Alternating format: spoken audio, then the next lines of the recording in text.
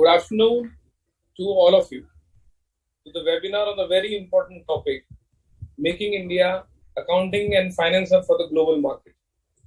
On behalf of the Committee for the Development of International Trade, Services and WTO, it is my privilege to welcome our keynote speaker, CA Sunil Taleti ji, our past president of the Institute and presently chairman SCPC, and our panel member CA Karthik, CA Kshitij, CA Chirag at today's webinar, along with our chairman Dheeraj Khandelwal, the chairman of the committee. As we all know, Make in India is an initiative by the Government of India to make and encourage companies to develop, manufacture and assemble products made in India and incentivize dedicated investment into the manufacturing and services. The policy approach was to create a conducive environment for investment, development, and a modern approach and efficient infrastructure, and open up new sectors for foreign capital. The initiative targeted 25 economic sectors for job creation and skill enhancement and aimed to transform India's manufacturing and services into a global design. India's chartered accountants are performing various activities across the globe with their high capabilities of understanding business regulatory and finance system and act as a total business solution provider, which is attracting most of the foreign companies. I am happy to inform that Indian CA brand has been given utmost importance in the global market. Thank you all for joining us, while I invite our chairman to carry forward the webinar. Thank you very much. Chairman, sir.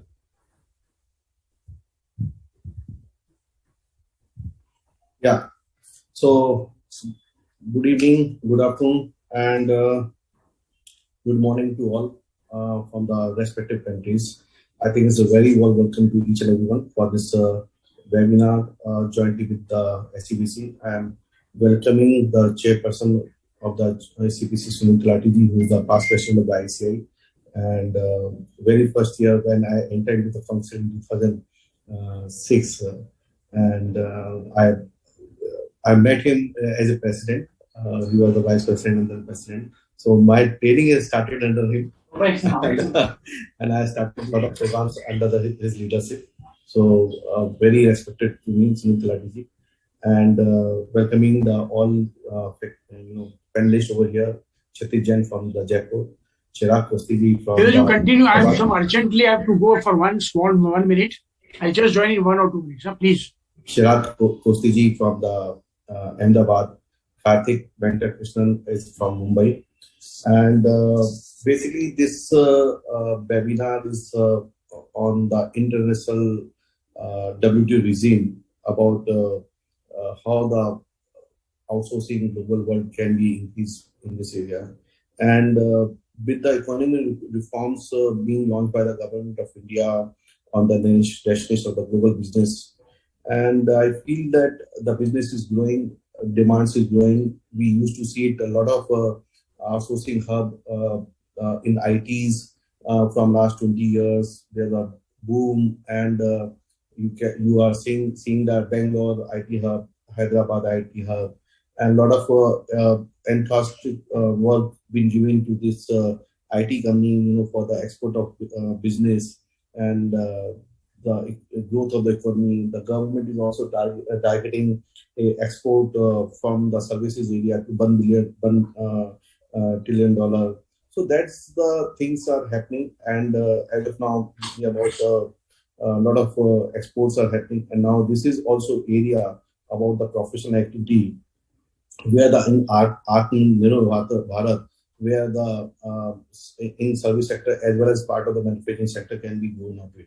So I think this is a great year. We chartered accountant also can render good services to the in the export of services. We are well versed with the accounting. We are well versed with the in the management consultancy. We are well versed with the all areas related to the management consultancy stuff.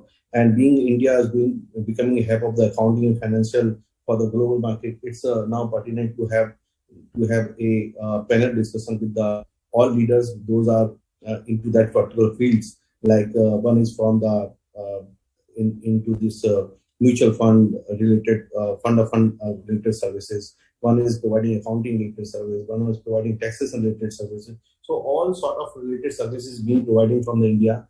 And not only in the US and Canada, which is tend to be there, or Australia. Now it's more opening door is opening in the EU country, in UK and other European country, and we have people who can discuss things how it can be done it. And I can say that there in the year of 2023 and 24, the accounting services going to be grown up from this area because of the reason of we are getting the FDIs, we are having the government initiative on the startup India, making India concept, GST, Skill India program, Digital India. So all these initiatives of governments are helping our image and global image that we can be a trusted partner to the foreign entities, and we can provide them a good services. And I think with this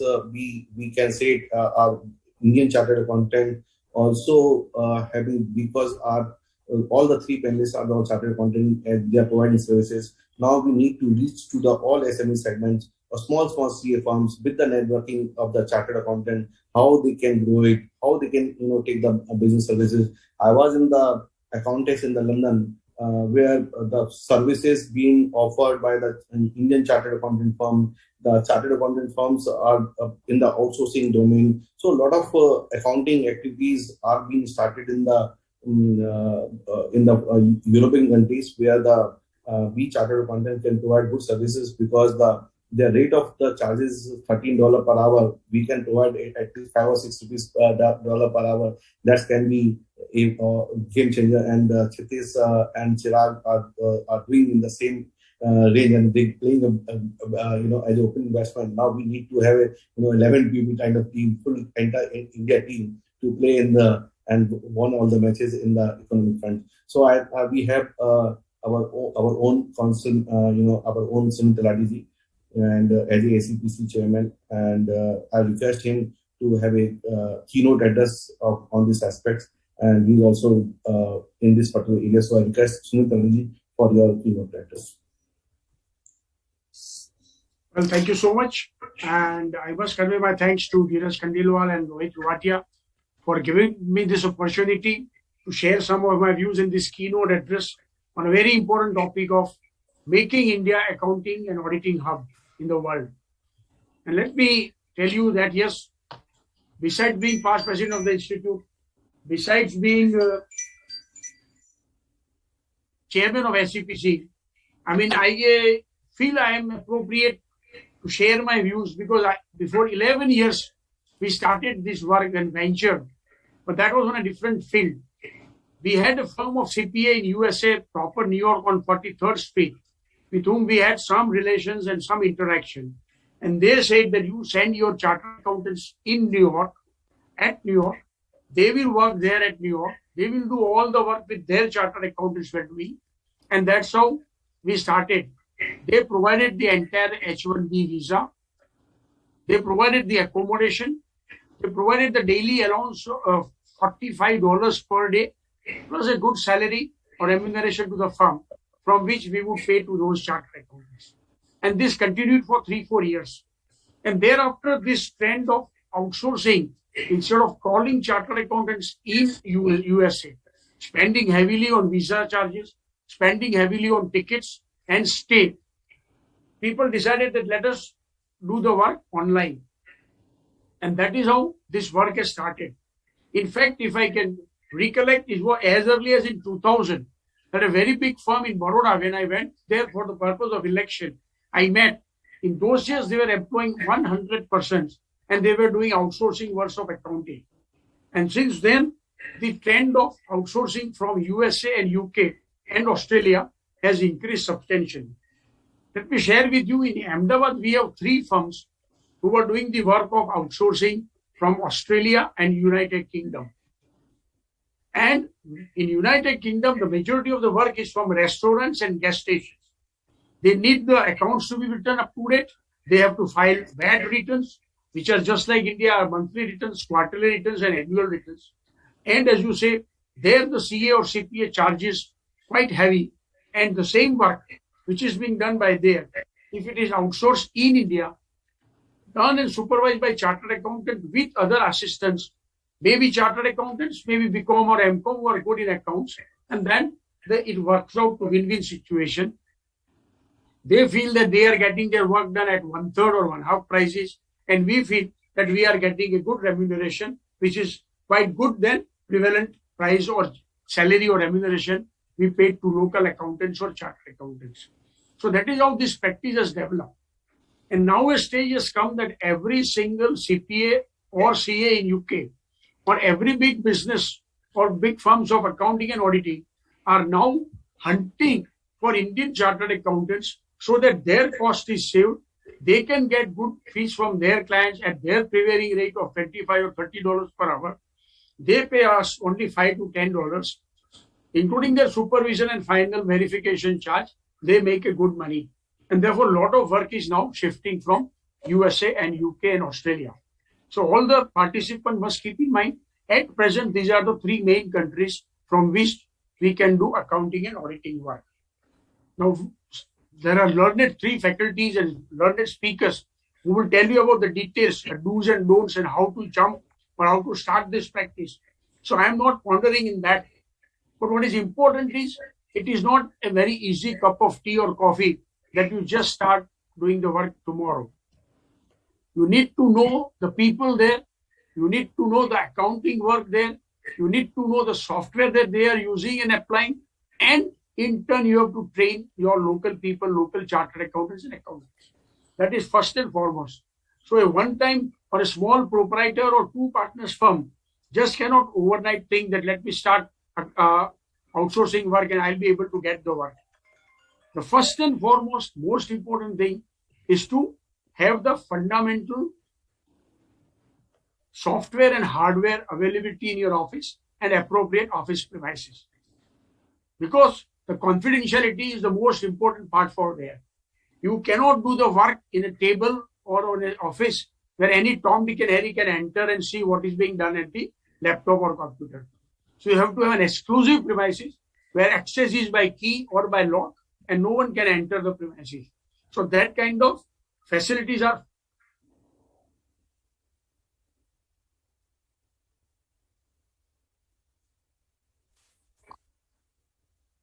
Yes, sir. I think you're also required to have appropriate hardware and software. You have to have appropriate laptops or other computers, and you must know the software. Tally is most prevalent in India, but in USA it is QuickBook, in Australia it is Xero, and in UK also they use QuickBook and other softwares. So knowledge and application of those softwares are very important. And unless you train yourself or your staff to use those softwares, it is difficult to enter into this practice. So that is point 2. Point 3 is you must know the person who is going to send you the work. And that man must be of a confidentiality and trustworthiness. I can share with you my own example that 10 or 11 years before, when we also decided to start the work from UK with some Patel who was owning some shops and small departmental stores, gave the work to us. But ultimately it so turned out that he was not happy with the work. We had incurred a lot of expenditure. He came here all the way, flew down, and we had differences of opinion and we had to discontinue the work. And we suffered loss. So as a chartered accountant, we all know we never think of loss. It could be a less receipt or it could be a smaller profit. But as a chartered accountant, it is difficult to enter in our mind that I can suffer a loss. But that preparedness has to be there. So that's the second important thing. But last and most important point which I want to mention is the initiative by government with regard to the increase in the export. And at SCPC, we have been constantly told by the Honorable Minister Piyush Goyal, all the department and Ministry of Commerce, that please increase the export of service. Now in SCPC, that is Service Export Promotion Council, we have 12 champion services, which internally includes accounting and auditing, legal, tourism, medical tourism, education, logistics, engineering, and number of such other areas. But in my view, accounting and auditing plays very prominent role other than the IT software technology, where SCPC and no incentives are given. Most important point was that all these 12 champion services who were exporting the services, they were getting incentive from the government, which was called SEIS, Service Export Incentive Scheme. And based on your total receipt, foreign exchange received in India, DGFT would verify those records and was giving 7% of the receipt as their incentive. So this was an additional boost to all the chartered accountants and persons who were exporting accounting and auditing service. Unfortunately, from 1920, government has stopped it. And the argument of government is that even if you don't get incentive, the price that you get is so attractive and the fees and income you earn is so nice and attractive that you need not have any further incentive from the government. Now, this is an unfortunate retrograde step from the ministry. We are requesting the Honorable Minister and the concerned department. We have made various representations and we are hopeful that this incentive would certainly come back over a period of time by end of this year, so that all these exporters on accounting and auditing will get incentive also. So this is an attraction which all participants must remember, that if you do the export of accounting and auditing, besides the fees that you will get from the foreign person who is doing outsourcing work to you, you will also get the incentives. But important point here is that yes, you should become member of SCPC for that. You should have an import code. And for this code, you should first have some export with regard to your getting registered with SCPC. So I'm saying, with permission of the chairman, Dheeraj Khandelwal and the institute, I'm requesting them to send circulars to all the chartered accountants in India that what are the benefits of becoming member of SCPC, what are the benefits of exporting in accounting and auditing work. And they can give me all those young chartered accountants who are participants or those who want to enter fresh. Let me tell you, friends, that this is one of the area where you have to spend first and you will earn later. In chartered accountant field, we have a habit of earning first and then spending. Let me first receive the fees, then I'll buy the computer. Let me first receive the fees, then I will employ 2 more persons. But in this, you have to employ persons in advance. You have to demonstrate that you have this much of staff, this much of space, this much of hardware and software available to you. That is point 1. Point 2 is your eagerness to advertise or let people know that this kind of service is available to you. Now, subject to code of ethics, you can't advertise and give various kinds of importance of your services by way of any nature or kind of advertisement. So what is happening, as Dheeraj Bhai mentioned, I also attended the account tax in London. And I'm really telling you, I was surprised to see that there were stalls from various participants across the country, across the globe, who were coming there to sell their accounting expertise. And you will be happy to note that chartered accountants from area like Jabalpur, area like Nasik, area like Jaipur, they were participating in this account tax conference, where you have to pay a very handsome fee for stall. You have to be there for 2 days. You have to travel to UK, stay there, and incur expenditure. So a lot of expenditure is there. But one client comes to you, one participant who visits this exhibition comes to you and is impressed and gives the work to you, your entire expenditure is recovered and your substantial income starts earning. So this is very important for all the chartered accountants to learn and appreciate. And I think in that context, Dheeraj Bhai mentioned that yes, if there are small firms of chartered accountants of one proprietor or 2 partners, please do networking, join the hands, see how you can increase your strength and capacity and competence, and then in turn plunge into this area. Because straight away, saying that I want to do export of accounting and auditing, saying I know all kinds of software, saying that I am expert in accounting and auditing is not sufficient. There are so many other areas which I mentioned should be done. Government has last year had kept the target of export of services turnover to the tune of 200 crores. And we actually surpassed, and our total turnover was more than $265 million as against $200 million target. So government has increased now the target to $350 billion of service export commission. So you can understand in this Azadi Ka Amrut Mahotsav and Make in India, government wants that not only medical tourism should increase, not only tour and travelism and tour and travel should increase, not only education export should be increased, but even legal and accounting and auditing service should do substantial more for exporting. Lastly, I would mention that a lot of people are now focusing on USA, UK, and Australia. But there are all European countries and other countries who are keen, and there the cost is even substantially higher than what they incur in UK. So learning of those languages, German, Italian, French, and then getting the work from this country is a challenge before youngsters. And I would call upon my participants and youngsters that Institute has started foreign language classes. Learn those languages, learn their software, and plunge into those countries where others have not plunged. Otherwise, all those who are in USA and UK, they are definitely doing very good.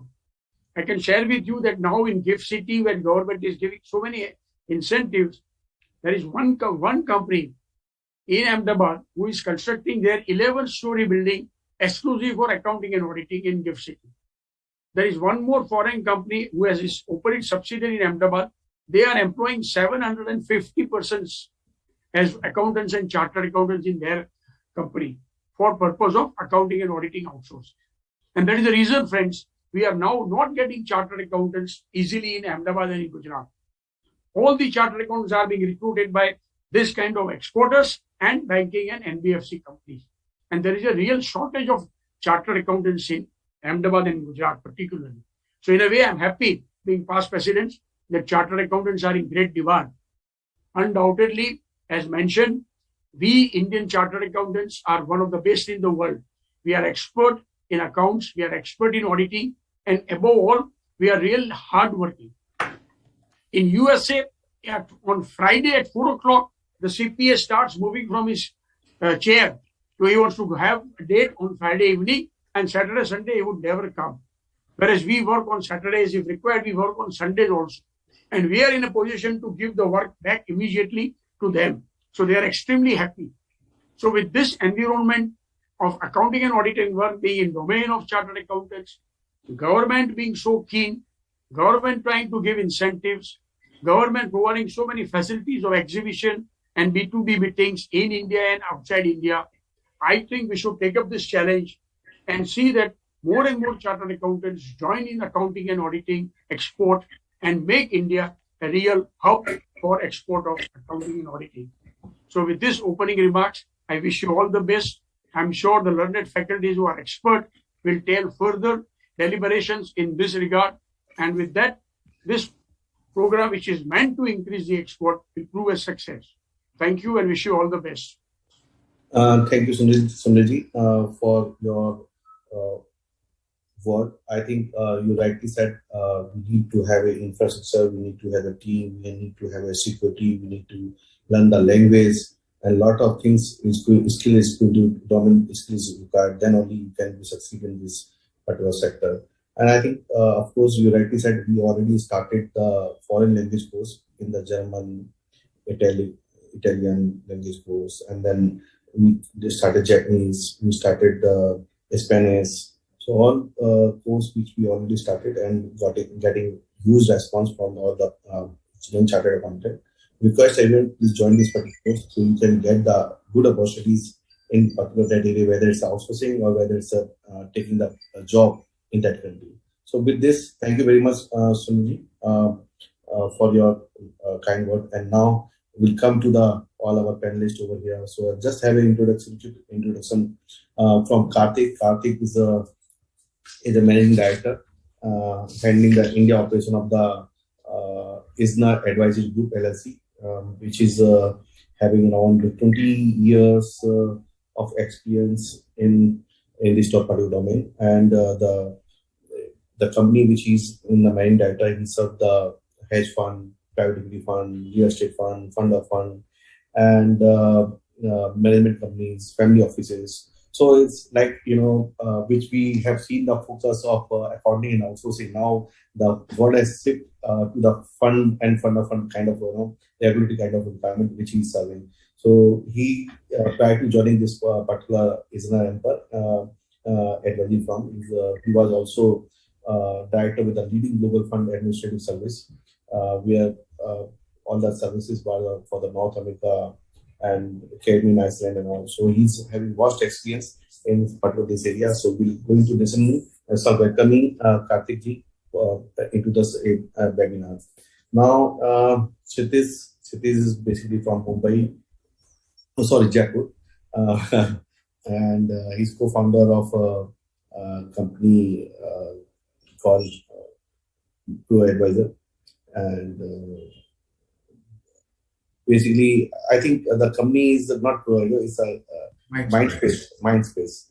So I'm just recalling because just I met, and he's a co-founder there, and he's a certified QuickBook Pro Advisor, Zero Advisor, and certified QB Online Pro Advisor.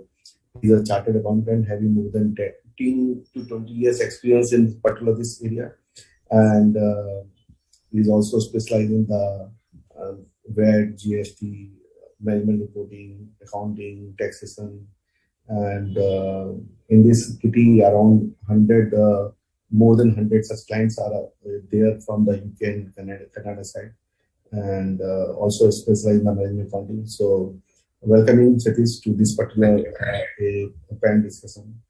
Now we have the Chirag Kosti. He's from the Ahmedabad, where the Sunil Talati is mentioning about the firm.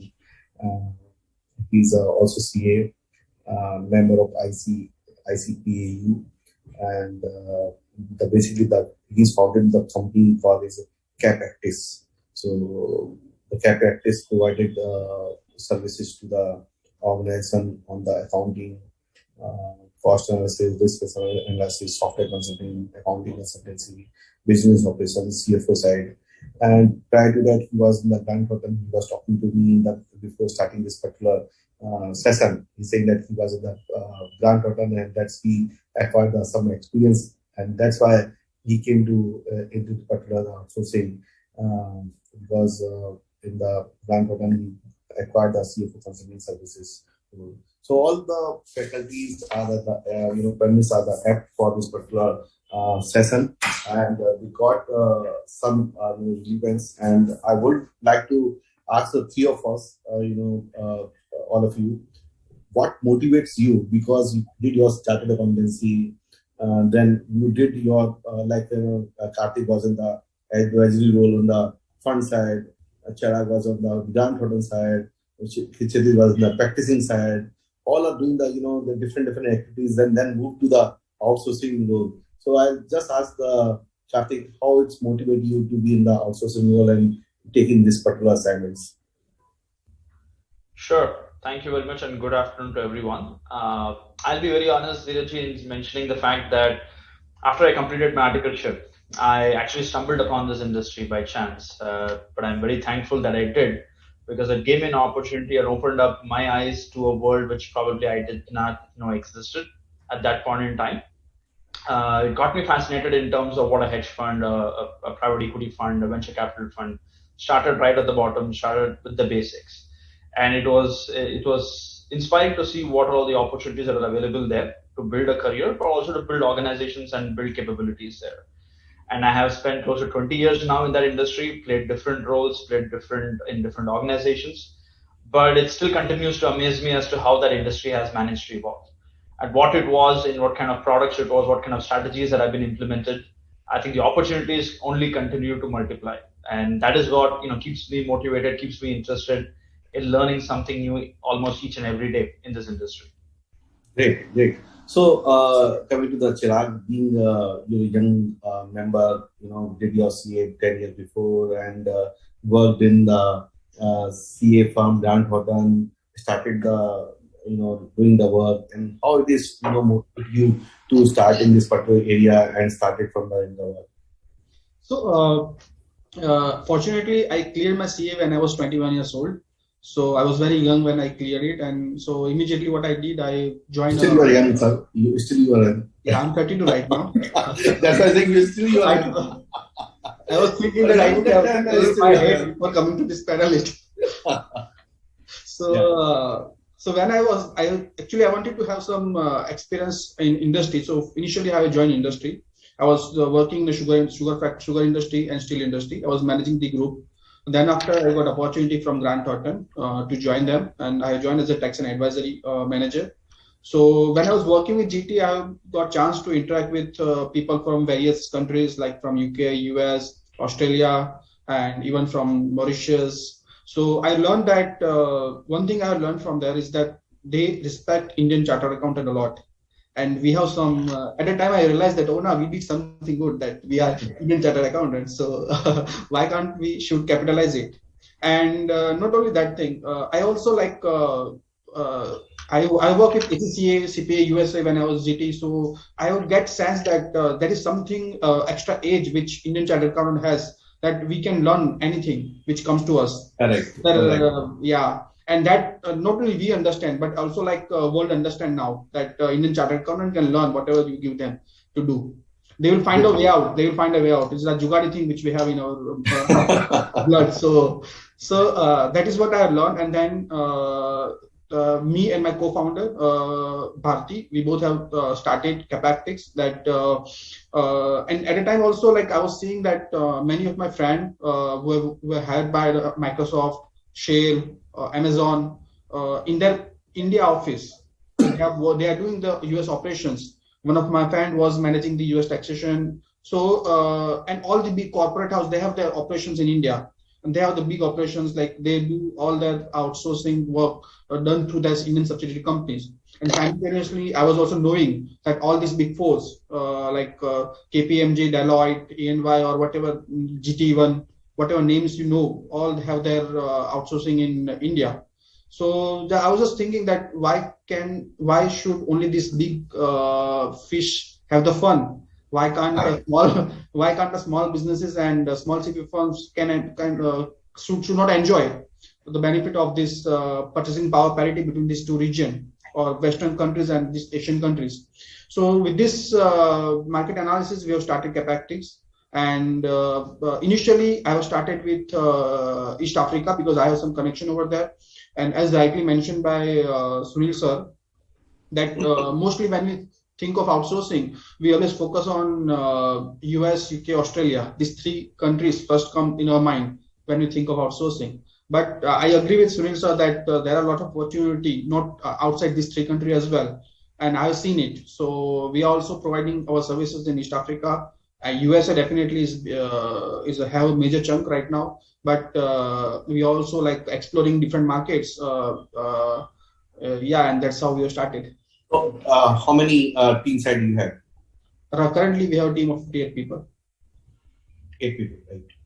So now coming to the Chitji, and we wanted to know your story. You being the Jaipur, very small,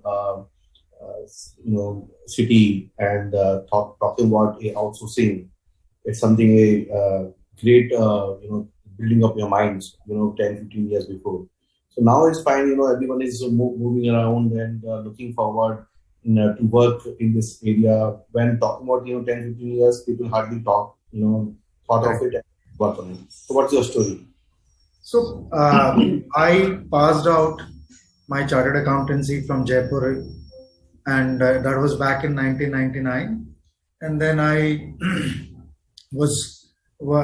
my dad was a chartered accountant as well, and then I worked with my maternal uncle and was helping him out back in Kota in the tax practice, and where this idea came in back in 2005 and 6 when I got some assignment to work for an accounting firm in the UK.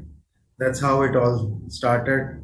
When I worked from there, and I could see the gap that was there, and the kind of knowledge an Indian chartered accountant through the rigorous training that we have, that made us possibly think that we ideally are in a business where our inventory is more primarily is ours, and why don't we change the color of the currency in which we get our fees from Indian rupees to US dollars or pound sterling. So from there I saw a gap, and that popped up, and I teamed up with my partner We started back taking some odd jobs when we started back in 2005-6, and here we are. We've crossed probably 120 people now, and we are working for US, UK, Australia, Canada, and some part of UAE. We've just started. Great. So I think everyone, motivating factor is from their own practices, own connectivity and old relationship. Then it's started with the small work, and then it's turned to a big game, which you are now. A great inspiring story for all the chartered accountant. Now, my question is to I think all of you. That's how to take up the work in the initial time, how you got, when you thought about it, how you pitched upon it, and what kind of, difficulties which you faced, because it's your story can be first to all the youth.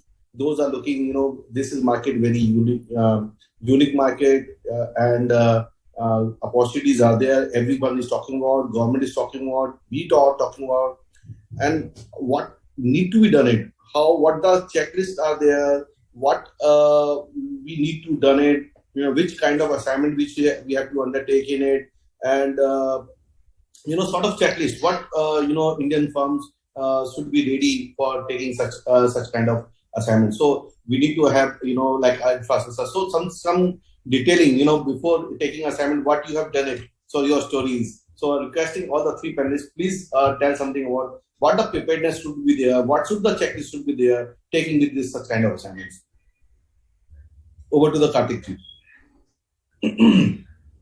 Yes, it's not going to be easy when you're going to start off in a market where you don't have probably a lot of inherent knowledge that you're starting off on. I think the most important step is understanding the landscape of what you're getting into. It is both from a financial, compliance, and probably some amount of historical and geopolitical landscape is very important. We talked about the fact that it is just not about just transferring work. I think Sunilji mentioned about it, because there are going to be restrictions and there are going to be other legal and compliance requirements that are going to exist in some of these locations as to what work can be offshore. So understanding and having a good background of what are those areas, which are those areas which also represent pain points for the current organizations or for the current setups where we could benefit, where we could add benefit to, right? So that is one of the important aspects. I would also say qualification and a certification which has got local accreditation is also one of the items which will immediately help in immediately gaining visibility, gaining acceptance, because that also does help along with the chartered accountant's degree. I think that is obviously has got global presence there, and people are recognizing it, but also looking at some of the accreditations that could be relevant from the areas that you're looking to target is also an important aspect that I would like to call upon, because all of that is important in really, what are we trying to deliver? We're trying to provide services. So having the expertise in these areas is vitally important. So for that to happen, you need to have all of this information, the background checks, all the background information that you have is very vital, because unless we are able to demonstrate that level of expertise, it's going to be very difficult to maintain the quality of work and then sustain the level of business. Good. So I think now I'll move forward to this same question to the Kshitij. What in your starting the career, what you prepare your checklist, to be ready for such kind of assignments? To me, and I would rather suggest to everyone, is it was really difficult initially to reinforce to someone who is sitting so far away virtually, to make him convinced that, yeah, we can do the right job. I would recommend somebody who wants to bootstrap or take a plunge into the outsourcing domain is first to understand the geography, the culture. One of the great incentive these days is about that the institute has started these languages courses, because languages connect you quickly with whomsoever you are dealing. So the most important thing could be that to have a bit of whenever you travel, travel to these English-speaking countries, so you get an understanding about how the business flows there, etc. That can be a great advantage. The other, I would say, there must be focus on, as Karthik mentioned, is on local certifications which is prevalent in that territory. For example, in the UK, they prefer ACCAs, chartered accountants. In the US, it is more likely CPAs, which are more prevalent, and enrolled agents, they are called EAs. Similarly, in Australia, they are CPAs who are there, as well as CAs, which are the preferred certifications. Apart from that, the accounting platforms and the tax platforms that are being used, they form quite key when you scout for work over there. Okay, so I think very rightly said, we need to have a checklist prepared for the language. Of course, we should be very familiar with them to understanding the things and land of law also, and some skill set as described by the Karthik and you. So I think this is good 3 points we should need to prepare for the reading. Now I'll come to the Chirag. What more he can add to this in the checklist. Let's seeing the Chirag, what you want to add. It's good to be last in the question, so that many things covered already by Shritesh and Karthik. But to add something, to add more value, I would like to add that each and every, when you're dealing with different regions, different countries, then the main thing is culture, which you have to understand. Because if you want to make them to feel comfortable with you, first of all, you have to appreciate their culture and understand their culture. For example, if let's say I'm just talking about example of two regions, Australia and USA. So in my experience, what I have seen that when I'm dealing with Australian guy or a UK guy, then I have to be very mindful in language, in the words which I'm choosing, the grammatical expertise and everything. But similarly, when I'm speaking to a US guy, they don't mind. Once you convince the message, it is fine for them. But when you are dealing with an Australian guy or a British guy, then you have to be mindful about the language which you are using. So that's the difference of culture which you have to always keep in mind when you are trying to pitch your services. Second thing is the pain which they're having, because each and everyone has a different pain. Even in the same region, when I'm pitching a client in the US, someone could be seeking an outsourcing partner to save the cost. Then when you are pitching, you have to keep in mind that what is the pain area which you have to target. And when, on the other hand, when you are pitching someone else, then he could be he wanted to have some better internal control, because in the risk management also, when you are accountant inside our organization, it is not good. When you are accountant independent to the department, then it is always better. And that's why most of the NGOs do outsourcing. They don't have the in-house accounting department in the international NGOs. I'm talking about USAID and MSF and all those things. So you have to understand first of all why they want to do outsourcing. So you have to let them first speak, and then you can just pinch, throw your arrow on the point, which can get you the work. Right. I think good point. So now I have a question for the Karthik. We have a lot of India is growing up, and India has a lot of good market. And in India, there's a lot of fintech companies growing. So do you know some any kind of fintech which can be grown up in the outsourcing market, and we can have it in India? I think fintech is, just to give a little bit more background on how India sits in the overall fintech market, right? I was reading a report, and as of June 22, which is the current month, India has got a total of 21 fintech unicorns. Yes. And what I read as well is that from the maximum amount of unicorns that are going to come up are probably going to be from the fintech sector.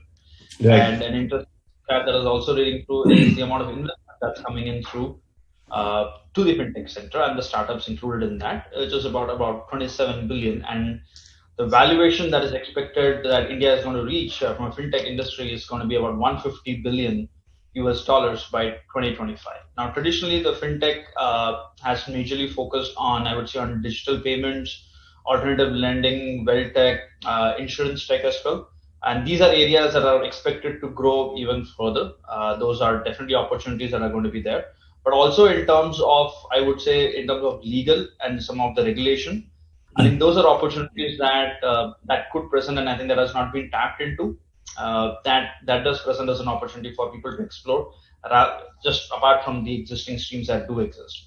One of the things that is also going to be very critical is the question of scalability, because that is where the international expansion is going to probably be required in terms of fintechs for able to achieve scale. And that's also kind of, from what I see, is within the overall fintech industry, a lot of M&As will also probably be coming up. So there could be opportunities that could come up there in terms of also tapping into the M&A and consolidation opportunities there. Right. So I think a lot of scopes are there for the fintechs, for taking the business abroad. So do you have?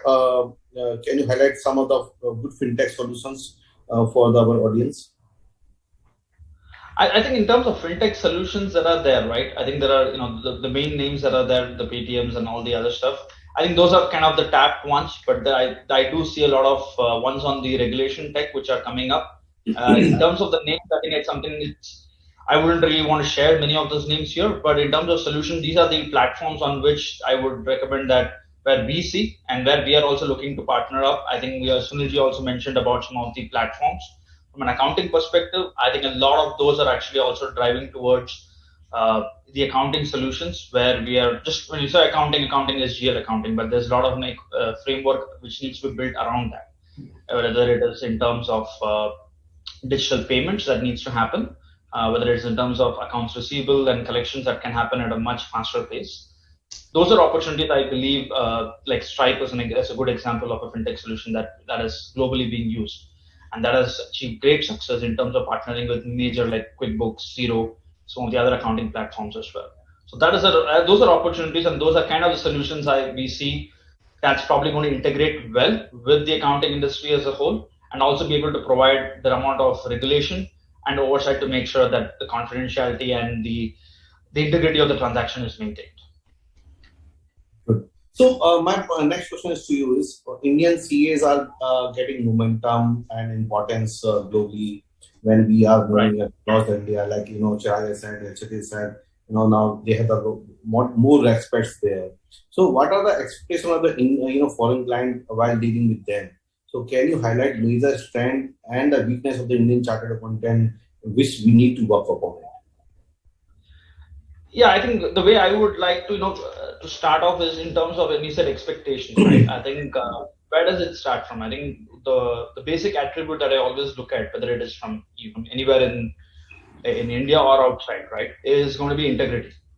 Integrity in everything that we do, and that's also very primary to what the institute believes in, and as see as what we believe in, and that is everything stems from that. Especially when you're dealing with people who are going to be sitting thousands of miles away, integrity is what really counts, and from there everything else starts off with. I think the strengths that we talked about, CAs, it's obviously, I strongly do believe that the experience that the articleship has provided to us over the years and continues to provide, I think always differentiates the CA qualification compared to some of the other qualifications, including CPAs, because what we get is a practical hands-on experience, which is very difficult to come by before you actually get into the corporate world. So in terms of being diligent, having a sense of discipline, and that is a cornerstone of developing capabilities. And at the end of the day, it's also something that people are passionate about, because unless you're really passionate about what you're doing, you would not be able to succeed in the long run. I think those are some of the strengths that I believe as CAs that we have been able to bring on to the forefront, and that's why we have done well as a community, just not in India, globally as well. I think in terms of weakness, I wouldn't say, but I would probably draft it differently. Some areas that we could probably look to improve. I think it's very heartening to know that about the multiple languages, and the opportunity to learn these languages, I think, is very, very unique, and people should take advantage, because these can open up doors and windows, which we never knew that existed. But I think communication is going to be very key. It is the use of words, the parlance that is there in terms of regions, to make sure that the point of view that we are looking to express is actually conveyed to the other person is very important, because that's how trust is built over the years, and communication is very critical to build that trust. One of the things that I have seen in the past is we also have an inherent quality to intention to please. I think that is also very important, because people appreciate the fact that being very upfront in sharing that, hey, is this something that we can do, we cannot do, what our capabilities are on day one, what is our plan. I think having that, sharing that insight, being transparent, I think it will also help in making sure you're building a relationship, because this is not a relationship that you're trying to build for a certain short period of time. You're trying to build a business, you're trying to build something for the long run. So relationship is built on trust, and for that, being transparent, being assertive also in terms of saying that, hey, certain things that we can't pick up or we can't do, or it's going to take a while to do it just because a client or somebody is looking to do certain things, in a faster turnaround, or have an unreasonable expectation. Being able to be assertive and then convey that, I think those are some of the things that I believe that we can work on as a community and as a group. And if we do that, I think we'll be appreciated even more. Right. Good, but so now same question. I'll just move to the Chirag, because he was talking about the strength and the weakness also. So I want to listen the Chirag. What are the weakness are to be improved upon for the chartered accountant, and how the every individuals have a strength, and what the strength can be played on. So what's your thought on it? Yeah. So I think what Karthik has mentioned is, I agree with him. And just to add something, that in the strength side, our strength is that we can learn the things very easily, because we have been taught, we have been trained, and we have been grown up in a way that not only a chartered accountant, but being an Indian, Indian can go to any country, can settle his business, can easily accustomed to the circumstances very easily. So that is the strength which Indian chartered accountant also has, that when someone asks, any client asks us, okay, fine, we are using this software, industry specific software, not QuickBooks, Xero, that everyone can learn when they want to move into the outsourcing practice. But there are certain softwares which is specific to the industry, and sometimes client asks us to use those softwares. So it is Indian chartered accountant can easily learn, can easily explore, can easily do research about the softwares, about the practices, about the workflow and everything. That is the strength which Indian chartered accountant has. About the not weakness, but the things which you can improve is, I think, specifically because I'm from Ahmedabad, and so I know I have my very big group in Ahmedabad, Gujarat, and also Rajasthan. So these two regions, we have to the problem which we face while we are hiring people is the language, the communication, the command over the English. So that's something, but the same thing is not applicable to the chartered accountants from the southern part of India, or from Mumbai, or from Bangalore, or from Delhi. But definitely, but the good thing about chartered accountant from Gujarat and Rajasthan, that they can solve the when it comes to the business analytics, then they advise clients in a good way, because I have seen my clients appreciating my people sometimes. Then they give some solution to my client, that instead of this, you do this. That instead of selling, specifically in terms of analyzing the sales, advising on the CFO side, that how you are doing business right now, instead of doing concentrating on this product, concentrate on this product, and the margin is better, here the volume is better. Business solutions. So those are, see, each and every, because we are, as India, we are a large country.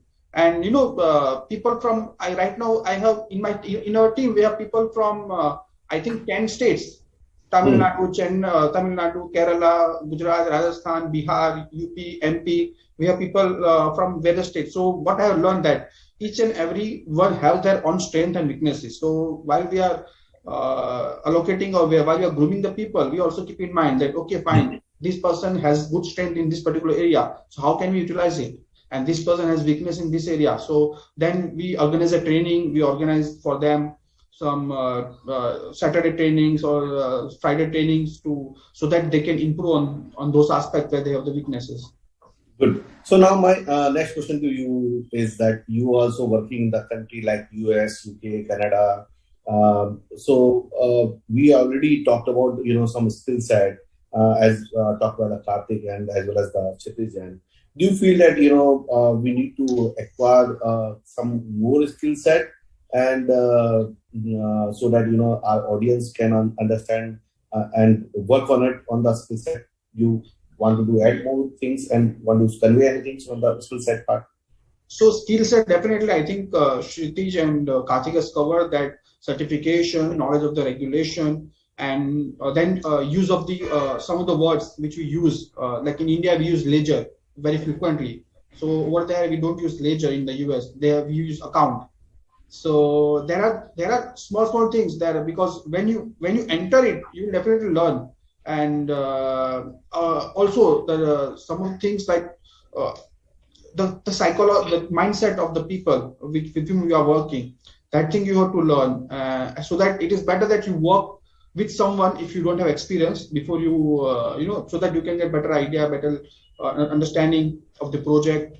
And the you can also, apart from certification, you can also have to expand your knowledge among the geopolitics and everything. So, the friends, the audience, we have number of MOUs, MRAs, and like for UK, we have MRAs and MOUs with the ICAW. The chartered accountant can enter to the ICAW and have a practice, or even he can acquire the knowledge, a certification. So, like that for the US, UK, Canada, Australia, we have such kind of MOUs, MMRAs. So let's grab this particular certification, and we also have to provide the language. So that's a skill set which is going to require, you already providing it. You need to search and browse, and you have to work on it yourself. Then now my next question to the Kshitij ji. What does a foreign client outsource their accounting services look for their firms understanding these activities?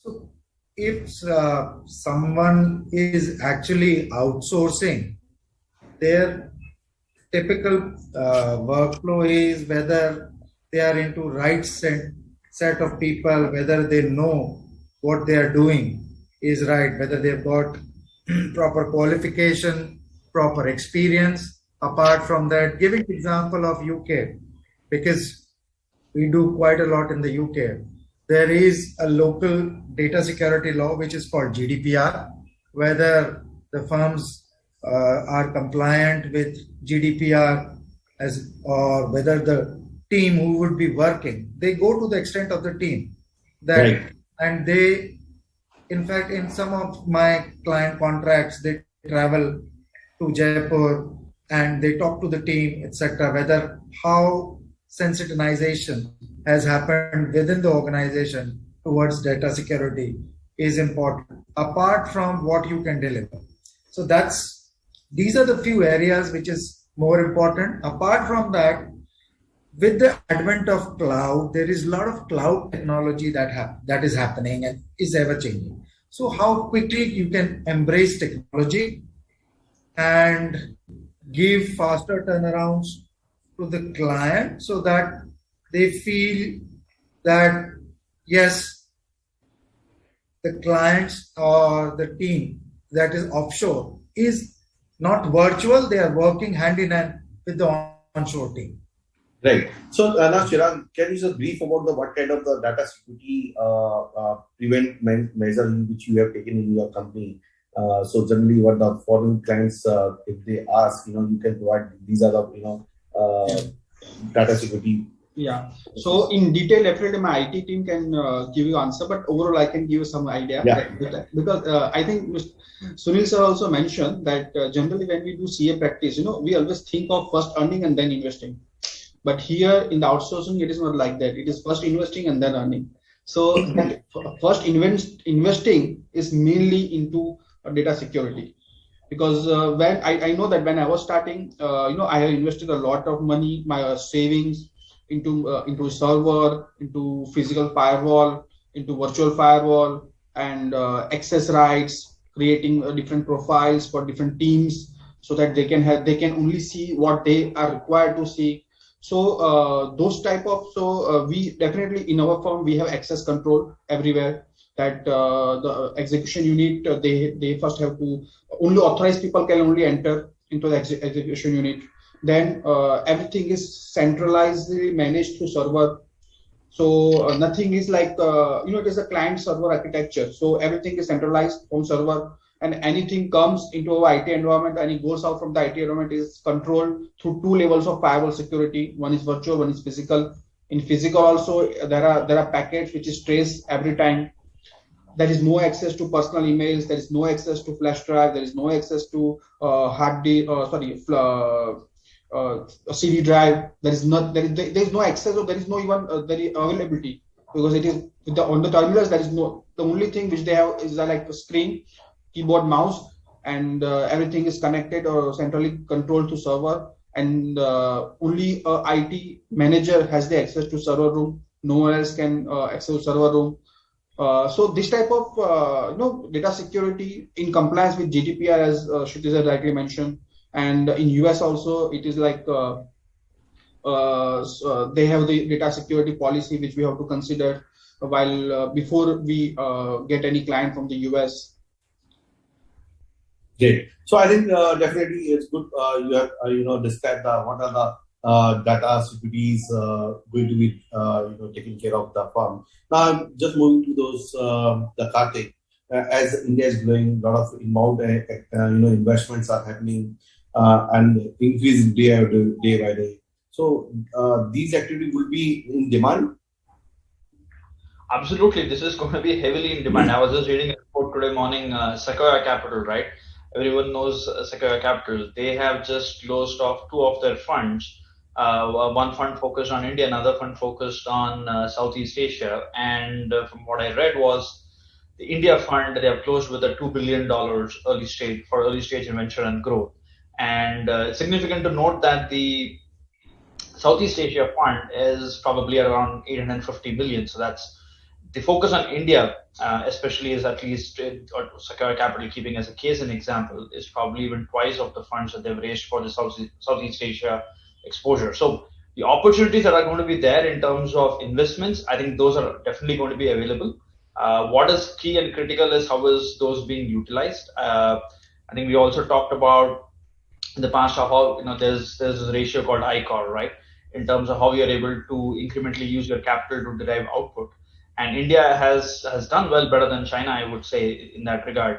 But India still lags probably a little bit behind some of the other developed countries. So the opportunities exist for us to become more efficient with how we deploy our capital overall.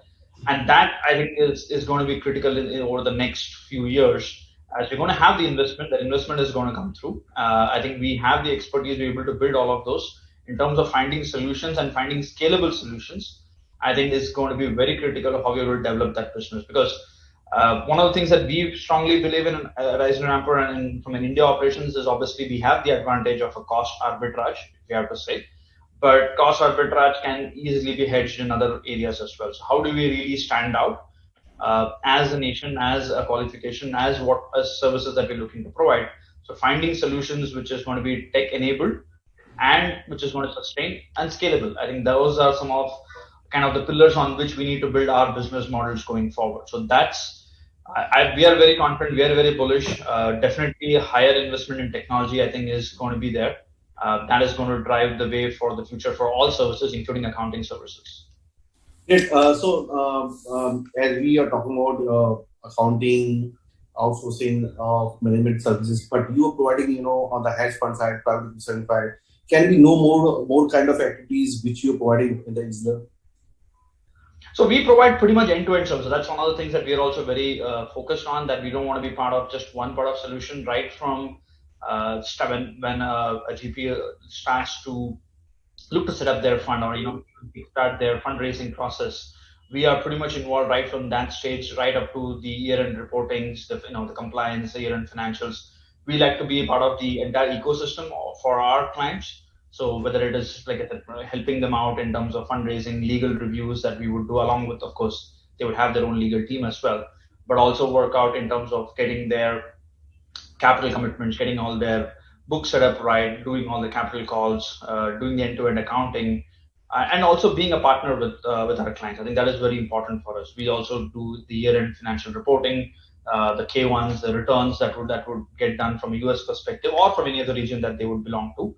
and also advising on the business. We also offer in certain cases where our clients rely on our expertise from an advisory perspective, where we put on that hat as well, whether it's as an outsourced CFO or as an outside or an external advisor. We put in those hats where we feel it's required and where we can contribute and where we can effectively be a partner to our client. That's always our approach. It's just not about being a service provider to our client. We want to be a partner. So it's guiding on the investment side also, or is there? Those are some of the areas that we are very, very particular about in terms of having independence as to what we are getting involved and what we are not. There is a certain amount of independence that we'll have to maintain.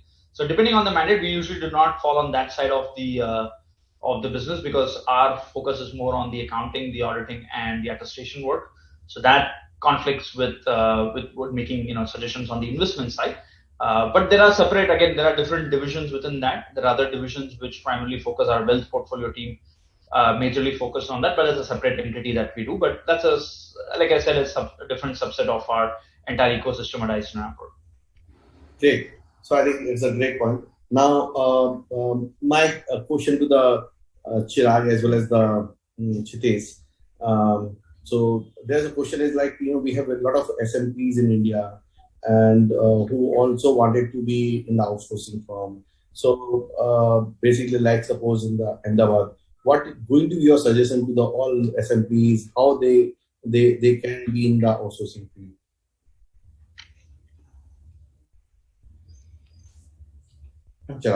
Yeah, so let me start. I'm just getting with Shitid.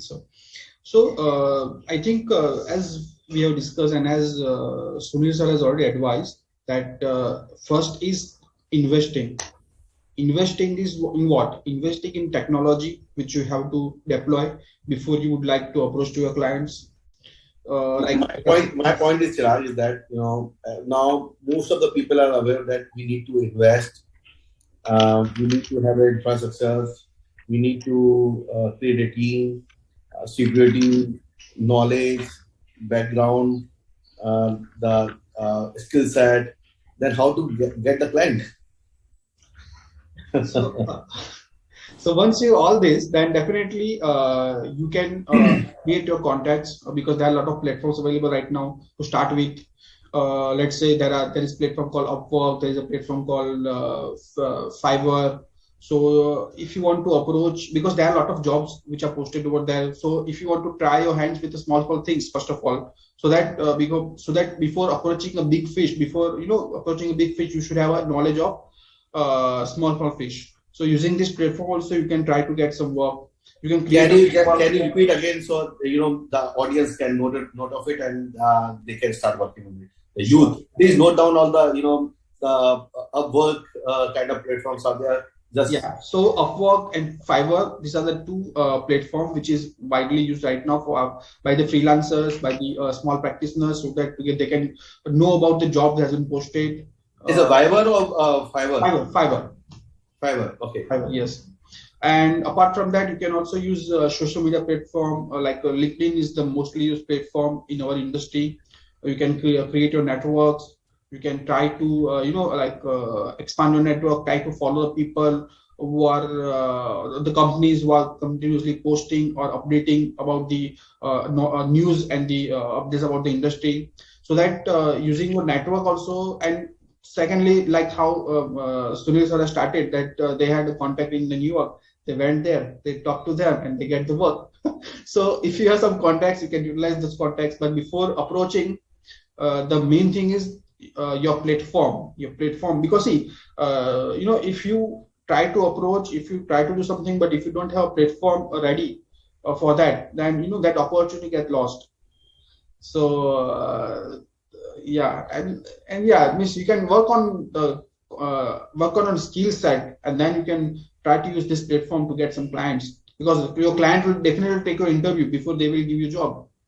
So I think very rightly said by you. Let's taking up the firm, a good outsourcing firm. Let's start hand-holding yourself to the different as a freelancer. Work on the Upwork or Fiverr, or take the skill set on the Joe, something like that. Become a pro advisor, then work on it, then you get hand-holding on it, then you can start working on it.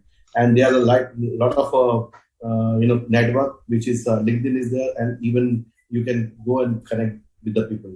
So like, and also come back to the Kshitiz.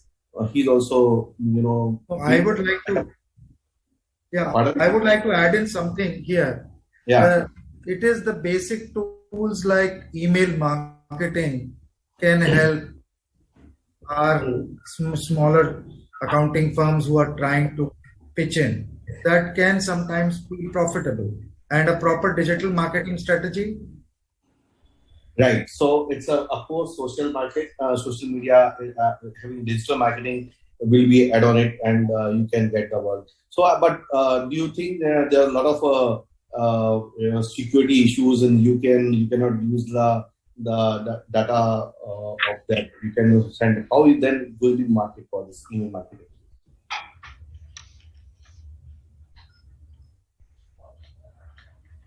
Well, in the UK, or yes, the data security issues are there, but then you have to prepare a data security strategy out of it, do some compliances for ISO 9001 and ISO 27001, and then get yourself compliant in that regard, and then you can scout for work. And there are a lot of accounting firms, I would say, which are, I would say, the low-hanging fruit that you can get work from.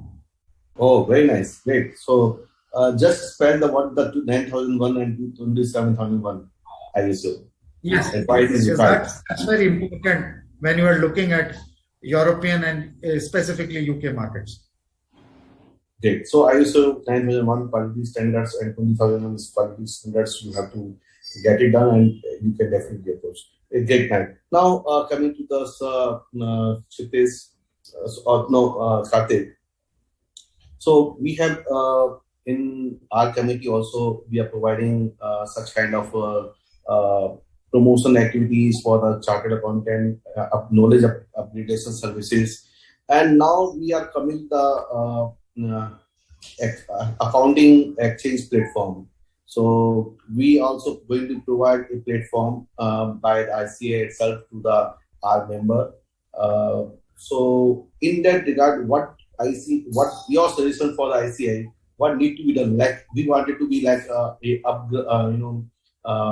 we work or upgrade whatever maybe or fiber which he's talking about. So how we need to attract the outsourcing firm to be on our platform, because we have the strength of chartered accountant and chartered accountant firms. Those are qualifying themselves to be service provider. How we have to approach the accounting firms, which they can publicize their work, which can be taken in the outsourcing firm. I think the key critical is I think in terms of capabilities, I think that's pretty much defined. People acknowledge the capabilities that we possess. I think it's obviously delivering it and catering to the specific markets. I think the key is going to be technology and some of the things that we just talked about in terms of data security, data integrity that would exist. Typically, like even like some of the things that we've heard in the past, simple things like having an NDA, right? One of the common perceptions, and I know this is not true, but common perceptions that an NDA signed in from an Indian entity, they don't have it, how much reliance they would place on an NDA compared to vis-a-vis an NDA signed with a US entity. I think in terms of the infrastructure, in terms of technology, I think those are the key aspects where people are going to have that confidence that yes, there is technology that is going to be enabling in all of these, and just not the big cities that we're talking about. The big cities have fairly robust infrastructure in place. And I think with all the things that the government is looking to do, I think we are seeing opportunities in some of the other cities, just as we talked about with Ahmedabad, Jaipur, and some of the other cities. I think attracting the fact that you don't have to all just go to the big cities, being able to go to some of the other locations within India where the talent is available, but also infrastructure is also available in these places, and being able to showcase that and getting people, I think, conducting workshops, I would say, encouraging people also to, we also talk about, we going India, for people from India going to various countries and representing and being participating in various forums. But I would say the reverse is also very, very important for people to come to India and participate in some of these forums and truly get an idea and sense of how India operates. Because there are always perceptions that they've heard what they think that have been built, and it's very difficult to break that perception unless they come and see it in person. I think I know with the pandemic that has been difficult, but hopefully as we are getting out of it, I think those opportunities, and if the institute can facilitate all of those, I think that will really help in kind of accelerating the pace. Okay, so now we have quite a few questions from the participant as well. So I'm just taking first.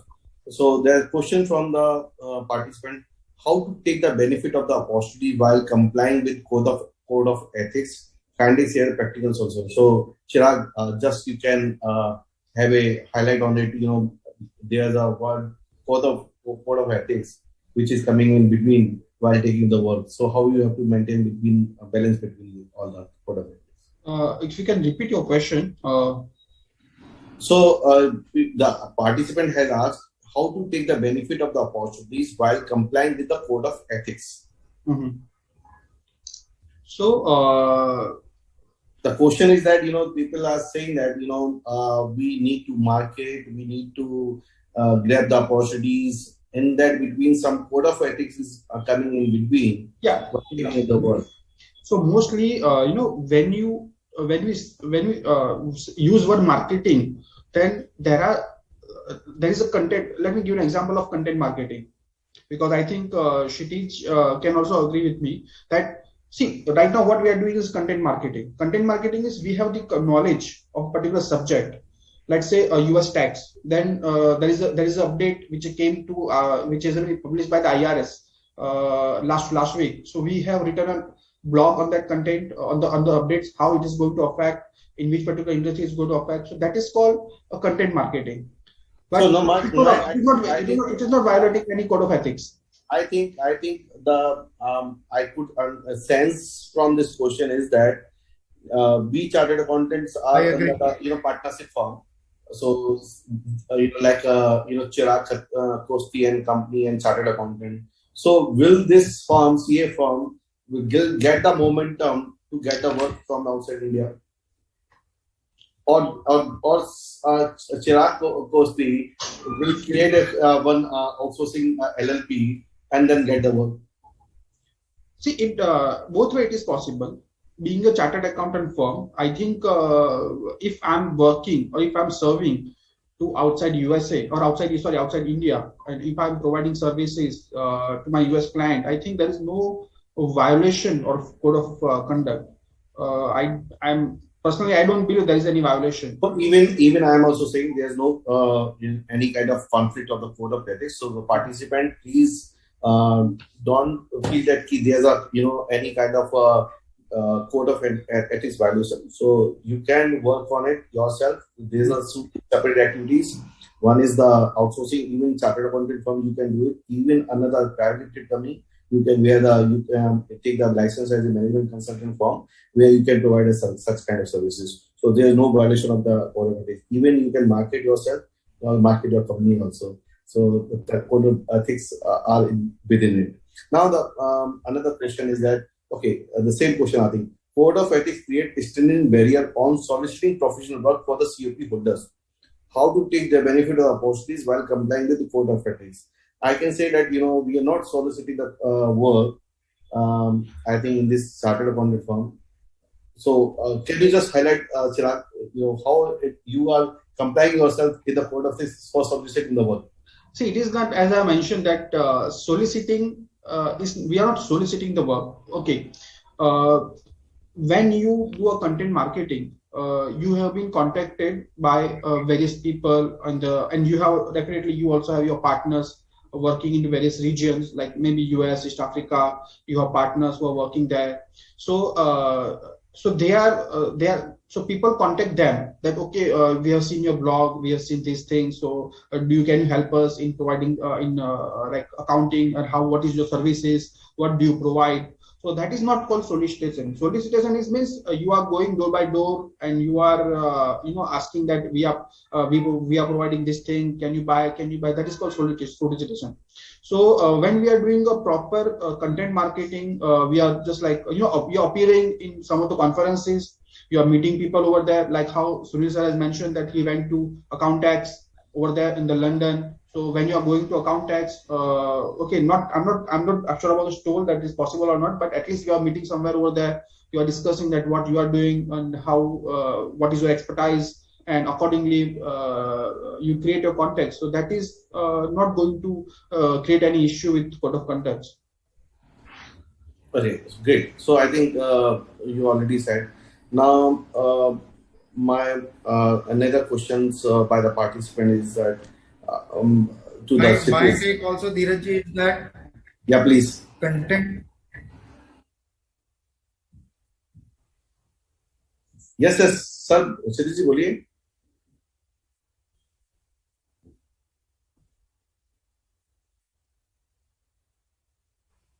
Siddhi ji, your voice is not coming. Can you hear me? Not able to hear you out.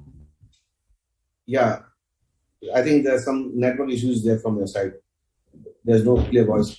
Let me change. Now it's fine. You can go ahead.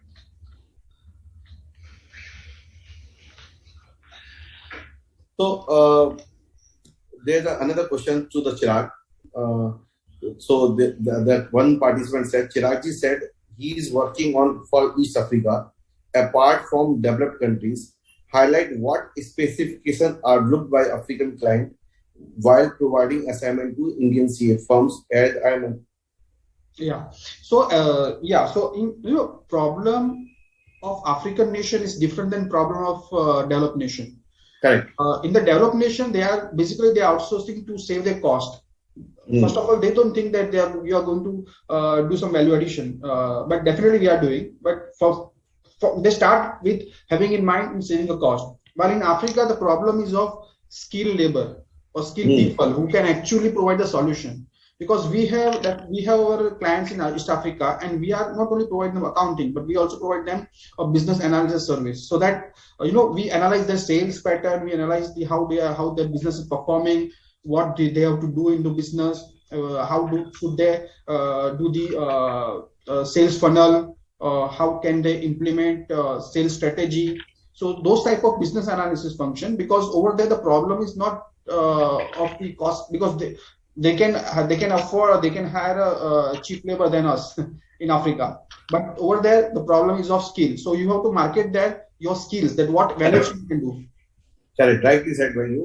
We need to have to the different market, different strategy. Yes. For the free market is not for the the cost.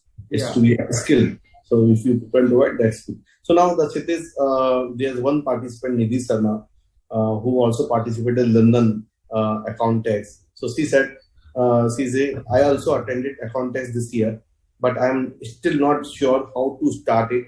Is it first I should open up the office there and wait for work, or I can collaborate with some existing setup course? What need to be done? What your advice? People are saying that though you are saying that you attend the conferences, I attended, but I'm confused how to start it. Well, I would recommend that the collaboration could be the stepping stone to start with. Before going ahead and showcasing yourself, it is important that you collaborate with someone locally so that he can help you out with his local infrastructure, and then build it up. And once you've gone a little while further in your relationship, then start showcasing yourself in accountants. Prior to this, as Chirag has mentioned, digital marketing platforms like Upwork, Fiverr can help you out.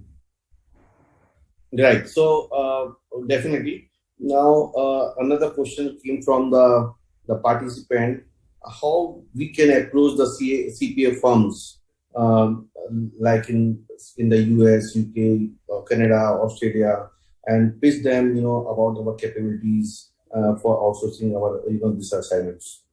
So what you have done it, and or can you share your experience?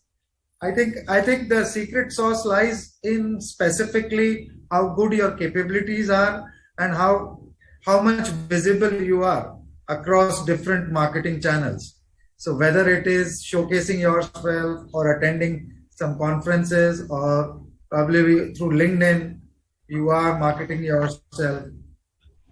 The secret sauce lies there. The most important thing I would recommend as you grow further is your biggest propagator is your existing client. How well you've served your client and how well he can give references so that you can win your next client.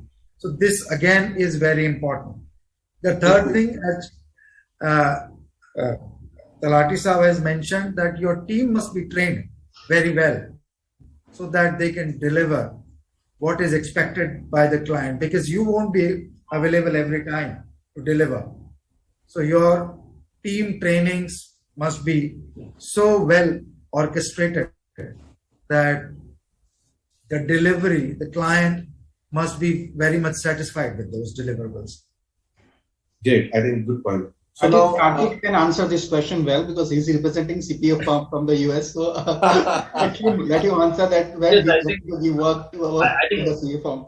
I think all the points that Satish mentioned are relevant. I think it's also identifying, what are you trying to be? Like one of the things that we talk about is we don't try to be everything to everyone.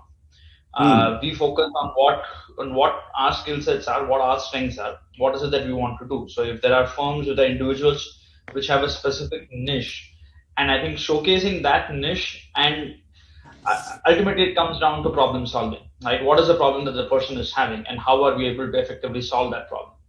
I think that is critical. If we're able to showcase that in terms of opportunities, and I think Satish mentioned about LinkedIn and some of the other platforms, these have a lot of visibility, and you don't need to be in front of anyone. You don't need to be physically present there, but all of these generate a lot of vibes in terms of within the community. I think that is the way for you to, in terms of anybody who is starting out. Also, like very important point is how you're able to build that expertise on day one. Collaborating with people or organizations which have already probably in that business, I think is probably the most logical way to go about it, so that you build that expertise. A lot of the information is not going to reside or it's not going to be available on day one. So as you build that and you're working with those organizations or partnering with those organizations is going to be critical. And once you build that expertise, then you will find avenues, and then you will find areas where you can, kind of branch out or set up your own practice and stuff like that. Right. So, Karthik, I just Dheerajji wanted to add one more thing. Dheerajji, I wanted to add one more thing. Here, our accounting firm should not only see about cost arbitrage. That should be the third thing, that $5, $10 they can give as against. They should also do some value adds. I'll give you an example. We recently did a client works where we did IFRS migration for them. This is a high value work. So these are the kind of work requirements that are coming from global accounting firms. So they should embrace that also. Recently, if they start embracing more on ESGs, that's again a very big area which will come up and can be a big potential for outsourcing. So I think the friends, those are looking what are the areas are there. I think you just note the Kshitij point and Chirag and Karthik point. So Karthik is not only providing accounting, he is providing accounting and all related services in the hedge fund, private equity fund, management consulting, all kind of, the private equity venture fund, all sort of related services he is providing. And Chirag, which he's saying that I'm just not for the cost cutting, I'm providing a skill set to the East African market and for the developed market also on the accounting and tax related services. Kshitij is here, which he's saying that they're providing the services about the management accounting, taxation, all related services, and also mentioning that there are huge momentum is getting on the ECG services.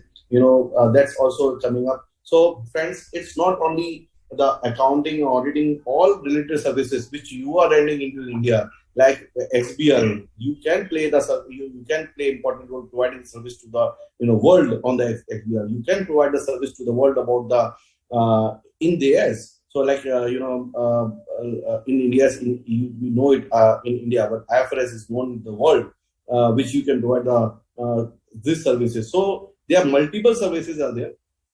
Any services which you can thought fit of it, which you are having expertise and domain knowledge which you can gather, you can provide. Because I'm mentioning because one of the questions participant again asked the same thing, what kind of provide services we can provide. So do you have any other, which I mentioned, any other services which is left from my side?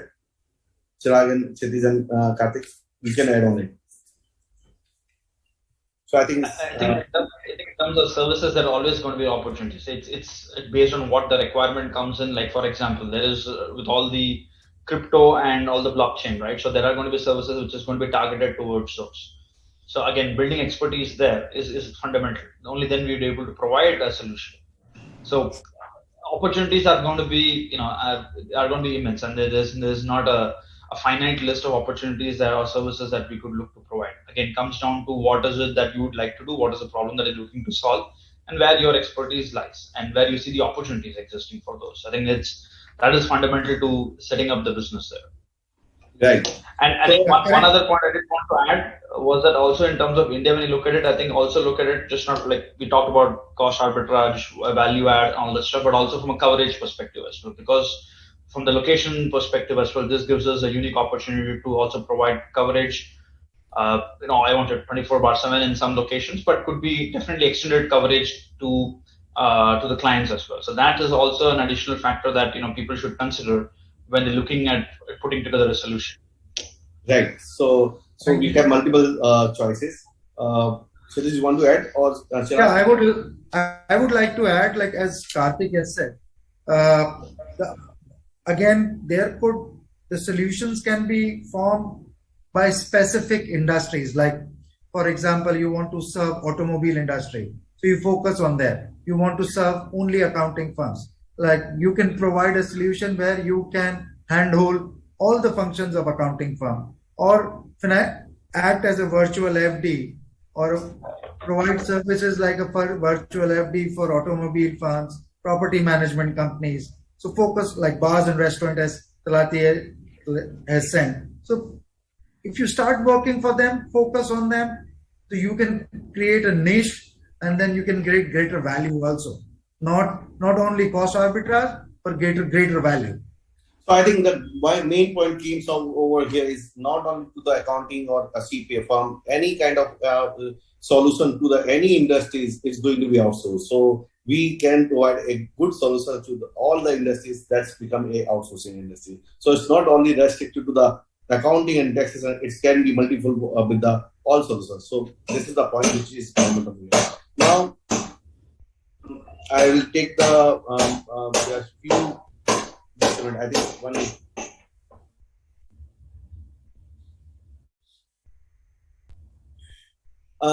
There's another Karthik. My point is that being in the institute is providing a lot of services. Do you want to comment on it, and do you want to recommend us, what we can do it for the chartered accountant in this area to grow in this outsourcing art? I'm sorry, I didn't catch the initial part of the question. What was it? So my point is that I'm a chairman of this committee for the development of interstate services and WTO. We need your suggestions we can be catered to our member over here. Yeah, I think my suggestion would be in terms of putting together kind of international workshops, and I think visibility to some of the firms, so that they can get a good insight as to what we represent, just not as individuals, but as a community, as what what are the kind of, I've been talking to some central council members as well. I think it's showcasing our capabilities as a whole, I think is very, very important. I definitely do see a lot of merit, or one of the things that I would love to see happen is a lot of workshops which are going to be targeted towards certain either industries or to certain regions as well, and getting them, and just not the usual regions that we just talked about or people usually talk about, but how are you able to penetrate some of the other markets and people to get visibility there. So that I think would be my one suggestion that I would like to make to you. I think Dheeraj, so I think you might be on mute. There was some noise over there, so that's just to question my people just to stop this noise. So thank you very much, and I think the last question which is going to be asked, I think there's very nice. Around 1,600 people got registered today and listening and appreciating all the three panelists, and I wanted to mention to each and every one. There's another opportunity, a World Congress, which is going to be there on 18th November to 21st November. This is also be an opportunity to each and everyone to showcase your brand, your services, and which you can be there. So all the participants, which you feel that that's a conference is also be one of the targeting activity or to pitching activity, you can participate. And this time, the first time in India, we are having World Congress in India. So you can participate. And I just wanted to finish up the questions from all of three. What you would recommend all the youth people of the India or chartered accountants, or for your basic instinct, what to need to do to grab this such kind of opportunities. So over to the Karthik, then I'll take the Chirag and then Chidis. I think good question, and I think these are exciting times, and there are a lot of fintech startups that we talk about. But for all the success stories that we hear, there are also a lot of startups which do not see the light of day. So I think it is important always to build the experience and expertise, and that foundation needs to be really strong. I think one of the things that I always, we talk about internally within the organization is being curious and not being shying away from doing the hard yards, right? Always focus on being capable rather than, kind of focusing on some of the short-term success or things that people might perceive as important to do. Building that area of expertise and building your strength and enhancing that is what is paramount. So focus on what you would like to do it well. I think that is most important, because focus on what a success means to you, and success what means to you as an individual is probably different what a success means to someone else as well. So do not try to go kind of in the bandwagon of what everyone else is doing, but focus on what is it that you would like to really do. And I think that is going to be your mantra to success. Right. So now, Siddhis, what's your success mantra to all the participants? My take is just to carry it further. What Karthik has said is my key is the communication skills and the hygiene in terms of how you communicate with your prospect, with your client, and how well you delegate with your team and your team management skills, and honoring somebody else's time and his availabilities, because you have to work in different time zones. So you should appreciate how much time he is giving. So these are the things, these are the hygiene things that you should have. The other most important thing is that you should know what you can do, what you can deliver, and you should say, not defend yourself on whatever what you can't do, and defend yourself for that. Don't say yes to everything. If you can do this, I'm pretty sure our Indian chartered accountants are so much capable that they can win clients pretty easily. Good, thank you. Over to Chirag.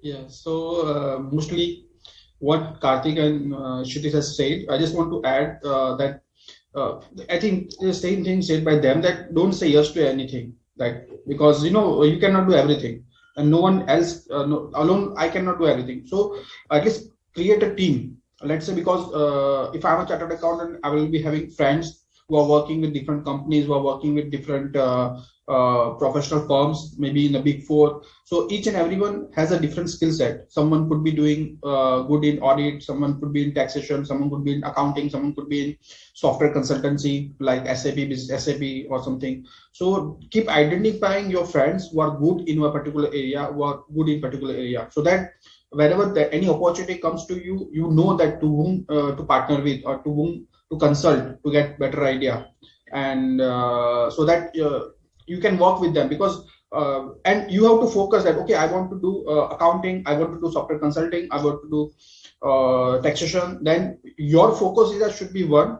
but it doesn't mean that you have to let other opportunity go. You have to keep in mind the people who can work with you so that you can grab those opportunities as well. Right. Now, I think very true. And there's another question from the people. I think they again forgot it, to listen us properly. What are the best platform for get the client outside India apart from the Upwork? I think Chirag already mentioned Upwork is there, Fiverr is there, and which other platform is there, Chirag? I know only two right now because generally I think so. That's ICA platform is going to come. So three platform, Upwork is there. The Fiverr is there, third going to ICI platform. So you will that is good thing. I know. I wanted to talk about since you are representing ICI, Dheeraj, the couple of things I would also like to suggest that branding. I have seen how ACCA and how CPA USA do their branding in the international market. I was attending one ICI seminar because we have an ICI chapter in Uganda, Kenya, Tanzania. So I was attending one of the seminar over there. So I was seeing that after seminar, ACCA people came and they have advertised their ACCA degree that because you are Indian Chartered Accountant, now we are offering, you can clear only 4 exams and you can become ACCA.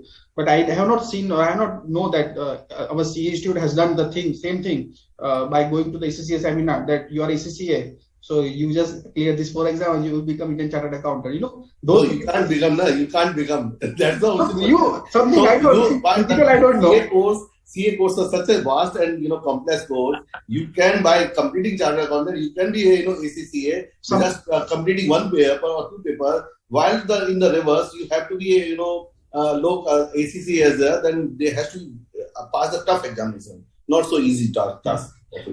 So creating something to have the better. Of course, I think we need to market and rather than ICA, I think we chartered accountant market ourselves in proper way.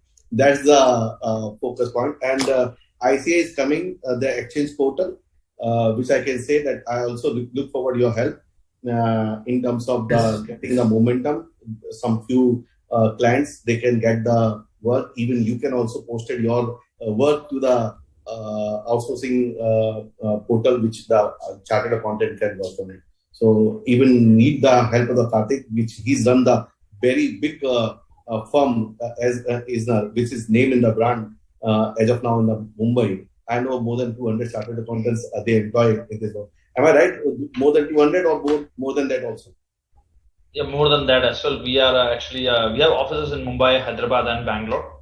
So roughly we have 500 employees, and probably 50% of them are chartered accountants. Yeah, so more than 250 are chartered accountants. So such kind of platform can be subscribed at them. So friends, I think the good point. It's good discussion. Out of all the discussion, this point is that you need to work yourself.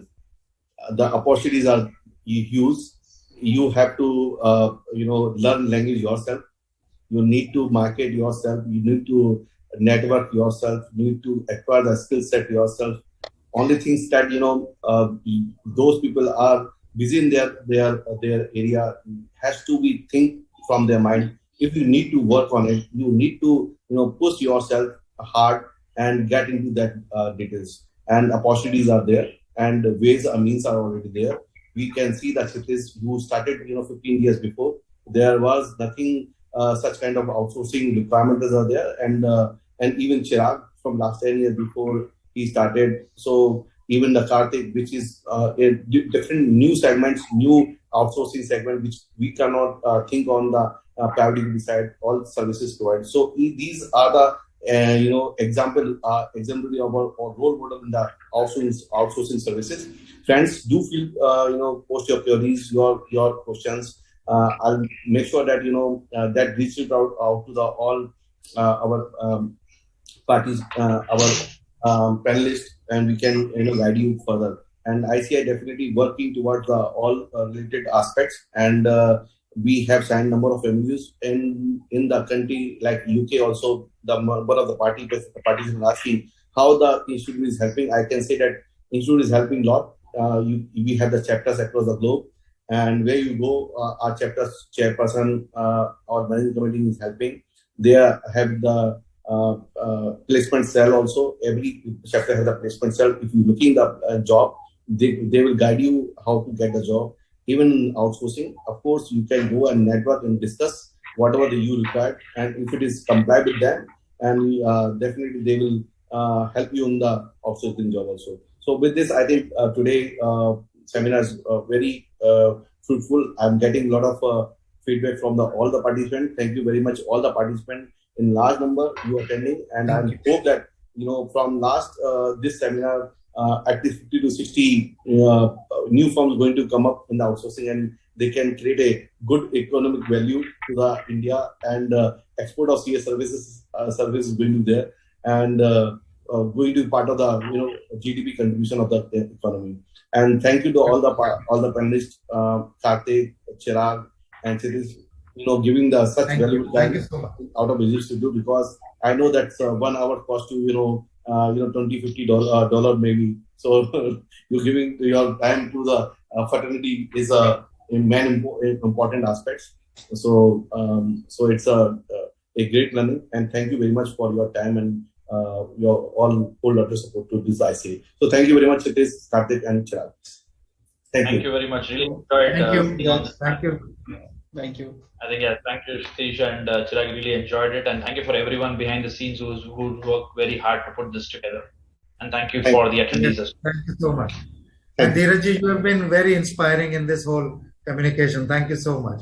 Thank you. Thank you, everyone. Karthik, Kshitij, Dheeraj. Bye.